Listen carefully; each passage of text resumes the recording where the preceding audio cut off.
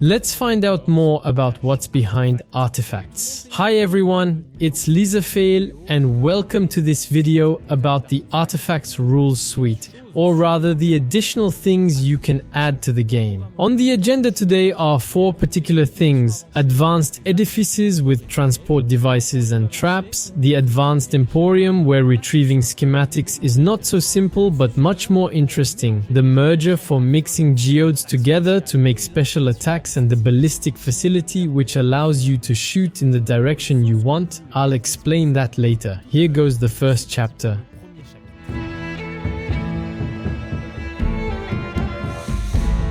We start with the advanced edification. What's that? Well, it's these 2 extra tiles that you can add to your calendarium, giving you an extra edification phase. They're of 2 types. A transport edification phase, in which you'll make transport device appear on the board, and a trap edification phase, in which traps appear in the arena. When one of these phases arrives, i.e. a trap edification phase or a transport device phase, they'll be placed in exactly the same way, so I'll explain both. The order of the hierarchical board will define which person will make the devices appear in the arena, be they transport devices or traps. He'll choose between 2 and 4 transport devices or traps. He then rolls a die, which defines the transport device or trap that will appear. Then, in exactly the same way as for walls and the like, he'll roll 2 dice twice and get the coordinates for the transport devices or traps. The transport devices all have their own special features. Some allow you to move faster if you pass by them, some push you back, and some reposition you on the board using the dice as I explained. In short, I'll let you have a look at the rules booklet, which explains everything. It's the same for traps, some of which have different effects, but will be activated at certain points in the game.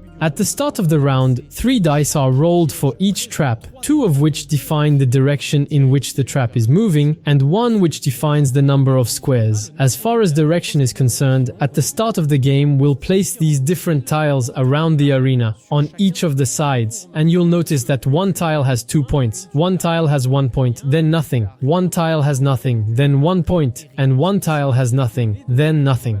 This means that the 2 dice you're going to roll, let's say I roll 1 then 3, well, I've got 2 dice that have a dot in the center since it's an odd number, because yes, look at a die, odd numbers don't have center points but odd numbers do. And so on a 3, the direction in which the trap will point is this one, because there are 2 odd numbers. And the 3rd die, let's imagine, I throw the die and it makes 3, so the trap moves 3 squares in this direction. After moving this trap, we draw a card from this large deck and assign this card to the trap we've just moved. You'll notice on this card that there are red areas where the trap will take effect. Traps take effect whenever an artifact is in them, so it can sting quickly. And even if you have an augmented translation needle, the one that allows you to cross obstacles, well, if you enter a trap effect zone for half a second, you'll catch it. The various traps are explained in the appendix to the game rules, and I'll let you have a look at that. And so we're going to repeat this process for absolutely all the traps. Roll 2 dice for the direction, roll 1 die for the number of squares, and draw a card for the trap's area of effect. That's it for the advanced edifices, so for the transport devices and traps. Now let's move on to the advanced emporium, one of my favorite tricks.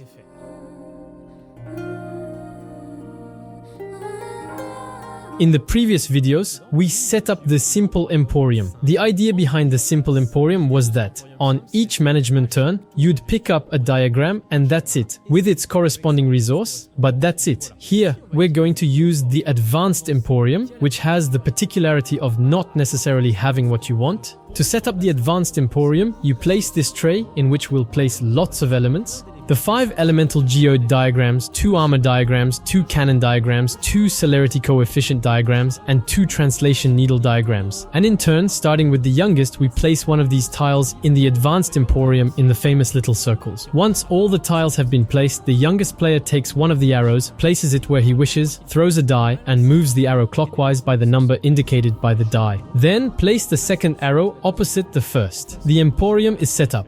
Now, how do I get the diagrams back? Ballistic. At the start of a management phase, each player in the hierarchical order will retrieve a diagram from the emporium by performing one or two gestures. The two gestures are to move an arrow from one point to another, those which are adjacent, while keeping its orientation, or to incline an arrow from one line to another, but those which are adjacent. Once he's made these moves, he'll be able to retrieve the diagram crossed by the two arrowheads. He retrieves this diagram and the corresponding resource. Then we move on to the next player, who does the same thing, making one or two moves, then moving on to the next player, etc. until everyone has collected one. But what happens if there aren't enough patterns in the emporium, or it's impossible to retrieve a diagram with one or two gestures? Or that you don't even want the diagrams that are there? Well, instead, you can retrieve a resource from the general reserve, not its diagram, and refill the emporium as before. However, you can only refill the emporium once per phase, so only one player will be able to do so in a management phase. So much for the advanced emporium. I think it's a very clever way of recovering diagrams within constraints. It's all very simple, but I really like this principle in the game to such an extent that when someone says to me, well, go ahead, we'll put in the classic, no, I'm like, no, I want this one. It's very simple, but I think it works very well. Let's move on to the new actions available, the first of which is the merger. A new action is available in the management phase, the merger. We're going to add it to our action possibilities. The merge action takes place on this large part of the management board, with lots of squares everywhere. You'll also need to place those famous direction indicating tiles randomly for each player. When I perform the merger action, as usual, I spend my gem. First, as indicated on the board, I look at the direction indicator. In this case, we'll use the same example. Alpha being 1, beta being 3, I therefore have odd. The elements that will move in this tray will go towards odd. Next, the merger works with alpha plus beta. Here, 1 plus 3 gives us 4. These will be the number of squares the things we place inside will make. Why am I talking about things we're going to place inside? Because inside, we're going to place elemental geodes. You'll see 4 mouths on this big tray. 4 different places, in fact. In these places, geodes will appear. Here, for the example, I wanted my faces visible, but that's just so you understand. You can insert as many geodes as there are mouths available. Here, for example, I'll fit 4. Then, I'll move my geodes by the number alpha plus beta, which in this case is 4. So 1, 2, 3, 4. 1, 2, 3, 1. I notice here that I've got the wall right next to me. Well, quite simply, it's going to bounce back to reach the number 4. Here, for example, the earth geode was doing 1, 2, 3, 4. It bounces back. Same for this one and same for that one. From this point on, the player can pick up 1 to 2 geodes present. And that's when you think, well, what's the point? Because it's not the first activation that's going to be interesting. When you've completed your merge action, you flip over the direction tile you've been using. This means that this tile can no longer be used for the time being. And when 3 direction tiles have been turned over, you can put them back face up. The next time the merger is activated, we'll first move the geodes that are already present in the alpha and beta orientations, as usual. Let's imagine this time we're on alpha 2, beta 3. This time we have even odd, so they'll move in that direction. This time we're on 5 squares, so 1, 2, 3, 4, 5. 1, 2, 3, 4, 5. 1, 2, 3, 4, 5. And that's when we can make other geodes appear through the mouths. Let's say I place this lightning geode here. These new incoming geodes will also move in this direction. For example, here, 1, 2, 3, 4, and 5. You saw that I placed this lightning geode on top of the air geode. They have merged. I can now retrieve this fusion geode and put it behind my screen. When it came to adding geodes, I could have put in more because there were other mouths available. But here, as an example, I've only shown you one. This complex geode, with 2 fusion geodes like this, can then be placed on our architectonics at the end of the cannons and used to make special attacks.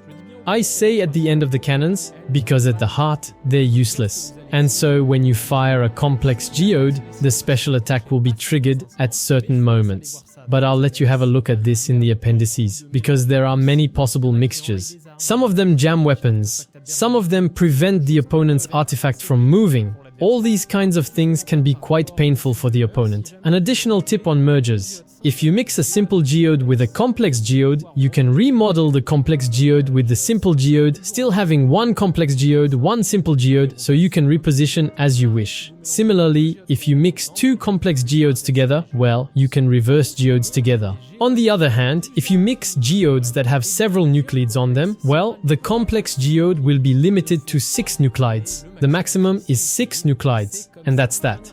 Last but not least, the merger, like the other actions, can be overexploited by spending an extra gem. By overexploiting, you can move 2 geodes one square, but not the same geode. The merger is really a gooby-bulga of possibilities that allow your artifact to make some pretty crazy attacks. And it can sometimes turn a game on its head, so don't skimp on it at all.